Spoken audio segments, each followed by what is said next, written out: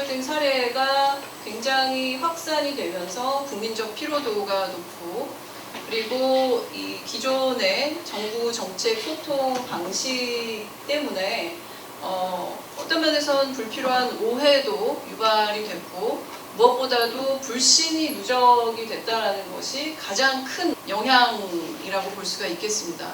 커뮤니케이션 환경의 변화가 되겠습니다. 레거시 미디어 영향력은 정말 많이 약화되고 있고요. 저희가 PR의 주 효과라고 주장했던 제3자 인증 효과는 급감하고 있고요. 모바일 기기가 지금은 최우선적인 채널이 됐고요. 동영상 플랫폼의 헤게모니는 무시할 수 없는 수준이고요. 숏폼의 시대가 와버렸고요. 2025년 인터넷 이용률이 처음으로, 늘 그래도 TV가 이용률이 가장 높았는데 인터넷이 TV를 조금 이겼습니다. 또 공중들의 변화는 1인 미디어 발달로 인해서 이제 의제 설정 기능을 주도적으로 행사를 하고 있고요. 개인들은 소비자가 아니라 이제 뉴스 생산자로도 기능을 하고 있고, 뉴스를 취득하는 경로가 모바일 기반의 소셜미디어 서비스로 변모했고, 사람들은 자기가 보고 싶은 것만 보는, 듣고 싶은 것만 듣는 이 자기만의 어떤 필터 버블 안에서 상주하는 현상을 저희가 마주하고 있습니다. 포커스를 맞출 건 이 소셜미디어 채널입니다. 소셜미디어에서 압도적으로 우리 국민들이 많이 사용하는 것은 카카오톡 메신저고요. 그 다음이 유튜브입니다. 그리고 그 다음이 인스타그램입니다. 그래서 이런 식으로 매체 지형이 재편이 좀 됐다라고 보셔야 하고요. 그리고 왜 사람들이 소셜미디어를 쓰는가를 보면은 일상적인 대화, 일상을 공유하는 것, 그리고 재미있는 컨텐츠를 이용하기 위해서 소셜미디어를 쓴다고 합니다. 뉴스와 시사 정보를 어디서 구하냐? 유튜브에서 본다 라는 분이 60%에 육박을 합니다. 지금 이제 정보시장의 변화가, 근데 기존에 이제 PR 실무자들이 일을 했던 환경은, 저희가 이 퍼스트 인포메이션 마켓에서 정제된 메시지를 생산하는 것이 이 레거시 미디어를 통해서 전달이 되는, 제3자 인증을 통해서 전달이 되고 사람들이 그것을 신뢰하고 소비하는 그런 구조였었고, 그것에 대한 해석 부분은 우리가 크게 알기가 어려웠습니다. 그런데 지금은 소셜미디어와 이 모바일 기기가 완전히 편재하는 상황이 되면서 이 1차 정보시장이 함몰이 되어버렸습니다. 정부 정책의 소셜미디어를 이용할 것인가에 대한 이해가 없으면 전통 매체 중심적으로 설계되었던 이 메시지에 큰 변화를 줄 수가 없다는 겁니다. 이 정부 소통 평가 지표를 보시면은요, 이 온라인 소통을 굉장히 중요하게 생각하는 나머지 70점의 100점이 어사인이 되어 있습니다. 관주도형 척도만으로 구성하지 말고 공중 중심의 관점을 반영한 애들을 섞어서 좀 쓸 필요가 있다라는 겁니다. 예, 안녕하십니까. 예, 김정훈이라고 합니다.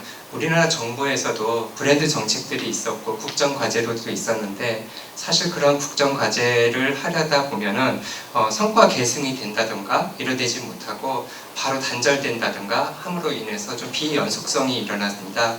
이명박 정부에서는 녹색 성장이라는 부분이 제시되었습니다.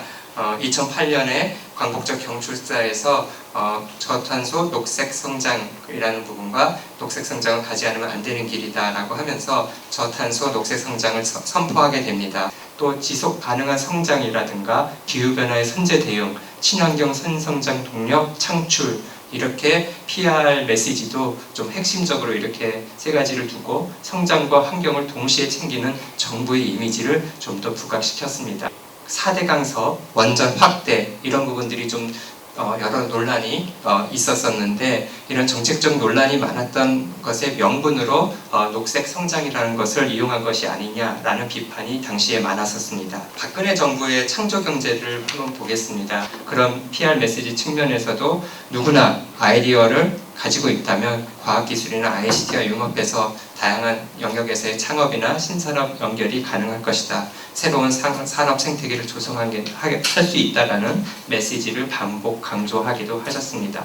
먼저는 개념의 모호성이 있을 수 있겠습니다. 아까 대통령께서도 직접 개념에 대해서 설명을 해주셨지만 이 창조경제가 무엇을 말하는 건지에 대한 그 개념이 약간 불분명했습니다. 부처별로도 상이했습니다. 정부가 이제 문재인 정부가 들어서 수소 경제를 이제 청정 에너지 시대의 천병이자 미래의 성장 동력이다. 그래서 적극 추진하기도 했습니다.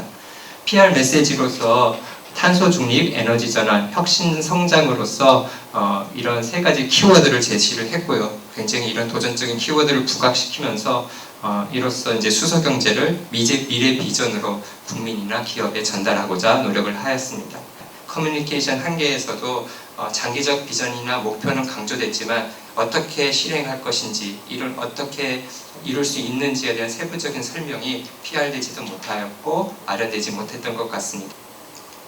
마지막으로는 사례로서 윤석열 정부에서의 위력개혁 사례를 한번 간단히 요약해서 살펴보겠습니다. 또한 PR 메시지로서는 10조 원 이상의 투자를 통해서 필수 의료와 지병 의료를 살리겠다. 위대정원 2,000명 증원 가능하다라고 말씀하셨습니다. 의료개혁에 충분한 합의가 없었다라는 것이 또 나타나서 일방적인 추진이 아니냐라고 해서 국민과 의료계에 모두 신뢰를 얻지를 못했다는 점, 그리고 커뮤니케이션에서도 의료계의 집단 행동이라든가 공백의 장기화 등에 대해서 위기과 같은 위기 대응에 있어서도 조금 커뮤니케이션에 미흡한 부분이 없지 않았다. 근데 그렇게 하기 위해서는 또한 지향성이 완성되어야 된다는 거죠. 정책이 이루어지는 과정에 대해서도 좀 완성도를 높일 수 있도록 추구가 돼야 되겠다라는 거죠. 이 부분이 PR과 같은 것이겠습니다. 수용자 중심으로 가야 된다는 점. 또 내용 역시 저희가 PR을 하던 아니면 이걸 실제로 정책을 실현을 하던 그 내용이 좀 더 인간 존엄성을 실현하는 데 목적을 가지고 추진되지 않는다면 근본적 문제를 해결한다든가 그 지향성을 완성하는 데 어려움이 있을 것입니다.